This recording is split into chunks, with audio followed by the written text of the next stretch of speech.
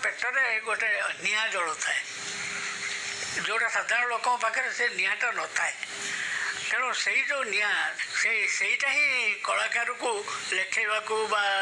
अभिनय करने को उद्बोधित करे जे एटी चलवा शेष हुए कहवा शेष हेले आरंभ स्वप्न देखा एटी गड्डालिका नहीं गड़ुवा पथर देहरे एटी शिउली जमे तेणु एमती चालू चालू स्वप्न देखी मते पुणी परिक्रमा करने को पड़ो पुणी भविष्य वर्तमान को छुई अतीत पहुँचा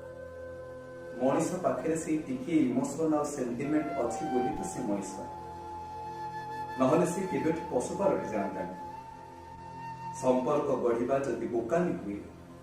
तेबे मोर से बोकानी मो पाखे था नियति विधि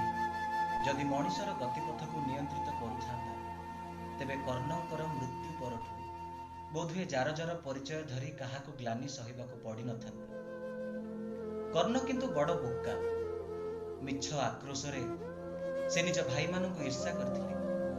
किंतु मु जदि कर्ण होइथांती कौन करिथांती जान सारा सृष्टि रे चिरदिन पई अंधकार छाई जाइथांता पछे किंतु सूर्य को मु सृष्टि रु विदाय देइथांती विवाहटा गोटाए क्रेडिट नुहे बरं गोटाए खरच खाता बोध हुए प्रत्येक सही घटना को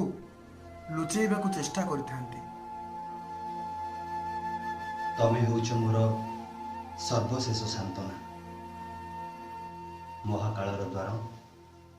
मो पई धीरे धीरे उन्मुक्त हो जाउछ सर्वशेष रे अछि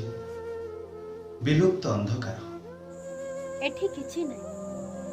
एठी अहंकार नै युद्ध करबाक दुख नै परीक्षा दबाक तथापि एठी बंचिबार प्रेरणा अछि जहाँ मनीष को क्रमशः क्लीब करते बंचुची बोली लेखुची आ लेखुची बोली बंचुची दुनियार जे कोनोसी पुरुष पाखरे नारीटीए थिले से पुरुषटी बड़ असामाजिक हो जाए ताको लागे जेमिति समस्त पुरुष सेई नारीटी आड़क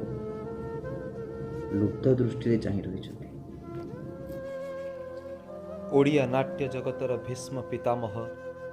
डॉक्टर विजय मिश्र आज समग्र कला जगतर हाथ को छाड़ी दे एका एका बाहुड़ी जाइचंती जहा प्रत्येक कलाकार को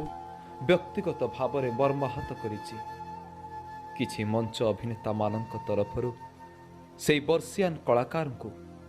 अश्रुल श्रद्धांजलि और कोटि कोटि प्रणाम। डॉक्टर विजय मिश्र अमर रहे।